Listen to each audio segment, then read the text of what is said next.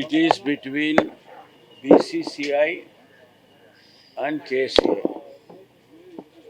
ಅವರು ಏನು ಒಪ್ಪಂದಗಳು ಮಾಡ್ಕೊಂಡಿದ್ದಾರೆ ಅದು ನಮ್ಗಳಿಗೇನು ಗೊತ್ತಿಲ್ಲ. ಜೊತೆಗೆ RCB ಗೆದ್ದಂಥ ಟೀಮು ಅವರು ಮತ್ತು BCCIನವರು ಐ ಪಿ ಎಲ್ ಆರ್ಗನೈಸರ್ಸು ಏನು ಒಪ್ಪಂದ ಮಾಡ್ಕೊಂಡಿದ್ದಾರೆ ಅಂತ ನಮಗೆ ಗೊತ್ತಿಲ್ಲ.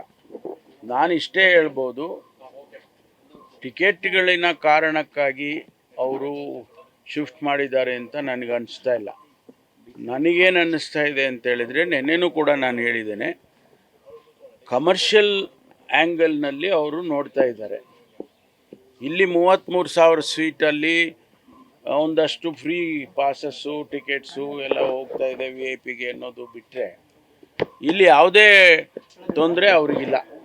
ಅವರಿಗೆ ಸೆಕ್ಯೂರಿಟಿಯಿಂದಾಗಲಿ ಅಥವಾ ಅರೇಂಜ್ಮೆಂಟ್ಸಿಂದಾಗಲಿ ಆ ಆಸ್ಪೆಕ್ಟ್ಸ್ ಯಾರೂ ಕೂಡ ಮಾತಾಡ್ತಿಲ್ಲ. ಈಗ 5 ಮ್ಯಾಚಸ್ ಮಾಡಿದ್ದೀವಿ, ಯಾವುದೇ ಒಂದು ಸಣ್ಣ ಘಟನೆ ಕೂಡ ನಡೀಲಿಲ್ಲ. ಆ ರೀತಿ ಮ್ಯಾನೇಜ್ ಮಾಡಿದ್ದಾರೆ ನಮ್ಮ ಪೊಲೀಸ್ ಇಲಾಖೆಯವರು. ನಾವು ಗೌರ್ಮೆಂಟ್ ಸಪೋರ್ಟ್ ಕೊಟ್ಟು ನಾವೆಲ್ಲ ರಿಪೀಟೆಡ್ ಆಗಿ ಮೀಟಿಂಗ್ಸ್ ಮಾಡಿ, ಕಳೆದ ವರ್ಷ ಏನು ನಡೀತು ಅಂಥ ಘಟನೆಗಳು ನಡೀಬಾರ್ದು ಅಂತೇಳಿ ಎಕ್ಸ್ಟ್ರಾ ಕೇರ್ ತೊಗೊಂಡು ನಾವು IPL ಇಲ್ಲಿಂದ ಹೋಗಬಾರ್ದು ಅಂತೇಳಿ ನಾವು ಅವರಿಗೆ ಅನುಮತಿಯನ್ನು ವಿತ್ ಗ್ರೇಟ್ ಡಿಫಿಕಲ್ಟಿ ಕೊಟ್ಟಿದ್ದೇವೆ. Let me repeat, with great difficulty ಕೊಟ್ಟಿದ್ದೇವೆ. ಯಾಕಂದರೆ ಜಸ್ಟಿಸ್ ಕುನ್ನಾ ಅವರ ವರದಿಯ ಪ್ರಕಾರ so many things they had to do. ಅದರಲ್ಲಿ ಲಾಂಗ್ ಟರ್ಮು ಶಾರ್ಟ್ ಟರ್ಮ್ ಅಂತ ನಾವೆಲ್ಲ ಡಿವೈಡ್ ಮಾಡಿಕೊಂಡು ಇಮಿಡಿಯೇಟಾಗಿ ಶಾರ್ಟ್ ಟರ್ಮ್ಗೆ ಏನೆಲ್ಲ ಮಾಡಬೇಕು, ಸೇಫ್ಟಿ ಮೆಷರ್ಸ್ ಏನು ತೊಗೋಬೇಕು ಅವೆಲ್ಲ ಮಾಡಿಸಿ ಇಲ್ಲಿನ ಅನುಮತಿಯನ್ನು ಸರ್ಕಾರ ನಾವು ಕೊಟ್ಟೋ. ಆದರೆ ಅವರು ಅಲ್ಲಿಗೆ ತೊಗೊಂಡೋಗಿ ಶಿಫ್ಟ್ ಮಾಡ್ತಾರೆ ಅಂದರೆ ಕಮರ್ಷಿಯಲ್ ಆಗಿ ಅವರಿಗೆ 1,00,000 ಜನ ಅಲ್ಲಿ ಸೀಟ್ಗಳಿದೆ ಅಂತ ಹೇಳಿ ಹೆಚ್ಚು ಜನ ಸಿಗ್ತಾರೆ ಅನ್ನೋ ಕಾರಣಕ್ಕೆ ಅವ್ರು ಶಿಫ್ಟ್ ಮಾಡಿರೋದು ಅಂತ ನನ್ನ ಅನಿಸಿಕೆ. ಅದು BCCIನವರು ಕ್ಲಾರಿಫೈ ಮಾಡಬೇಕು.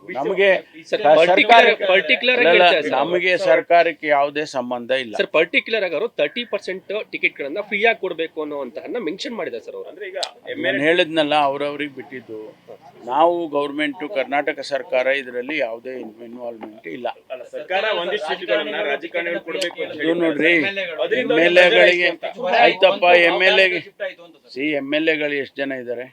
224 2 ಪಾಸ್ ಕೊಡ್ತಾರೆ. ಎಷ್ಟಾಯ್ತು? ಪರಿಷತ್ ಸದಸ್ಯರು ಆಯ್ತಪ್ಪ, 300 ಇಟ್ಕೊಳ್ರಿ. 300 600 ಸೀಟು 600 ಸೀಟು MLAಗಳಿಗೆ ಕೊಟ್ಬಿಟ್ರೆ ಲಾಸ್ ಆಗೋಯ್ತಾ? ಅದಕ್ಕೆ ಶಿಫ್ಟ್ ಮಾಡ್ತಾರೆ. ಹೇಳಿ ಹಂಗಂತ ಅವರು. No, let them come out saying that because of MLAs ನಾವು ಶಿಫ್ಟ್ ಮಾಡ್ದು ಅಂತ ಹೇಳಿ ಅವರು.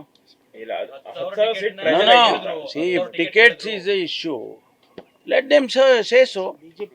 ಯಾರ್ಯಾರಿಗೆ ಅವ್ರು ಟಿಕೆಟ್ ಕೊಟ್ಟಿದ್ದಾರೆ, ಯಾರ್ಯಾರಿಗೆ ಪಾಸ್ಗಳು ಕೊಟ್ಟಿದ್ದಾರೆ, RCB ಅವ್ರು ಯಾರಿಗೆ ಕೊಟ್ಟರು, ಆಮೇಲೆ ಅವರ ಅಪೋಸಿಟ್ ಟೀಮು ಅವ್ರಿಗೆ ಈಗ ಚೆನ್ನೈಗೆ ಆಡಿದರು, ಚೆನ್ನೈನವರು ಯಾರಿಗೆ ತೊಗೊಂಡ್ರು, ಎಷ್ಟು ಸಾವಿರ ಟಿಕೆಟ್ ತೊಗೊಂಡ್ರು, ಅದೆಲ್ಲ ಅವರೆಲ್ಲ ಹೇಳಲಿ ಅಲ್ಲ. ಅಲ್ಲಲ್ಲ, if ticket is an issue, let them say so.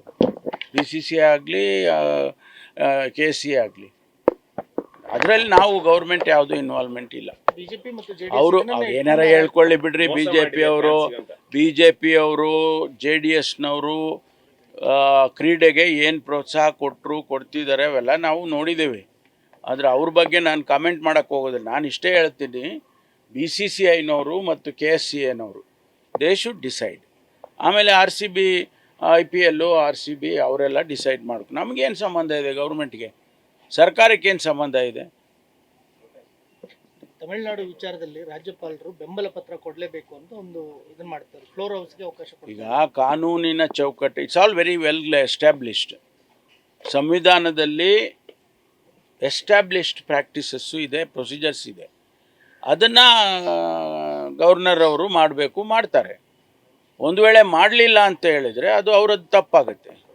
ಕಾನ್ಸ್ಟಿಟ್ಯೂಷನಲ್ಲಿ is ಅವರು ಯಾವ ಪಕ್ಷಕ್ಕೆ ಸೇರಿದವರಲ್ಲ ಅಥವಾ ಯಾವ ಇನ್ಫ್ಲುಯೆನ್ಸಿಗೂ ಸೇರಿದವರಲ್ಲ. ಅವರು ಯಾರು? ಗವರ್ನರು. ಅವರು ಪುಸ್ತಕದಲ್ಲಿ, ಕಾನೂನಲ್ಲಿ ಏನು ಬರೆದಿದೆ, ಪ್ರೊಸೀಜರ್ ಏನು ಬರೆದಿದೆ ಸಂವಿಧಾನದ ಅಡಿಯಲ್ಲಿ, ಅದನ್ನು ಮಾಡಬೇಕಷ್ಟೇ ಅವ್ರ ಕೆಲಸ. ಅದು ಮಾಡಲಿಲ್ಲ ಅಂದರೆ ಅವರು ಕೋರ್ಟಿಗೆ ಹೋಗ್ತಾರೆ. ರಾಜ್ಯಪಾಲರು ದುರುಪಯೋಗ ಪಡಿಸ್ಕೊತಾ ಇದ್ದಾರೆ ಕೇಂದ್ರ ಸರ್ಕಾರ. ಅದಕ್ಕೆ ಈಗ ಅವರು ಕೋರ್ಟಿಗೂ ಕೂಡ ಹೋಗೋದಕ್ಕೆ ತಯಾರಿ ಮಾಡ್ಕೊಂಡಿದ್ದಾರೆ ಅಂತ ಕೇಳಿದೆ. ಬಹುಶಃ ಅವರು ಕೋರ್ಟಿಗೆ ಹೋಗ್ಬೋದು. Thank you. ಜೀನಿ ಸ್ಲಿಮ್ ತಗೊಳಕ್ಕೆ ಸ್ಟಾರ್ಟ್ ಮಾಡಿದ್ನೋ ಅವಾಗ ಮಂತ್ಲಿ ಪೀರಿಯಡ್ಸ್ ಆಗ್ತಾ ಇದ್ದೀನಿ. PCOD ಪ್ರಾಬ್ಲಮ್ ನಾರ್ಮಲ್ ಆಗಿದೆ, ಥೈರಾಯ್ಡ್ ನಾರ್ಮಲ್ ಆಗಿದೆ. ಪೀರಿಯಡ್ಸ್ ಎಲ್ಲ 6 ಮಂತ್ ಆದ್ರೂ ಆಗ್ತಾ ಇದ್ದಿಲ್ಲ, ಇವಾಗ ರೆಗ್ಯುಲರ್ ಪೀರಿಯಡ್ಸ್ ಆಗ್ತಾ ಇದೆ. ಜೀನಿ ಸ್ಲಿಮ್ ನ ಯೂಸ್ ಮಾಡಿ 8 ತಿಂಗಳಲ್ಲಿ 55 kg ಸಣ್ಣ ಆಗಿದ್ದಾರೆ. ಜೀನಿ ಸ್ಲಿಮ್ ತಗೊಳ್ಳಿ, ಬೇಗ ಸಣ್ಣ ಆಗ್ತೀರಾ, ಫ್ಯಾಟ್ ಲಾಸ್ ಆಗ್ತದೆ. ಜೀನಿ ಸ್ಲಿಮ್ ನ ಯೂಸ್ ಮಾಡಿ 100% ಯಾವುದೇ ಸೈಡ್ ಎಫೆಕ್ಟ್ ಇಲ್ದಂಗೆ ಸಣ್ಣ ಆಗ್ತೀರಾ.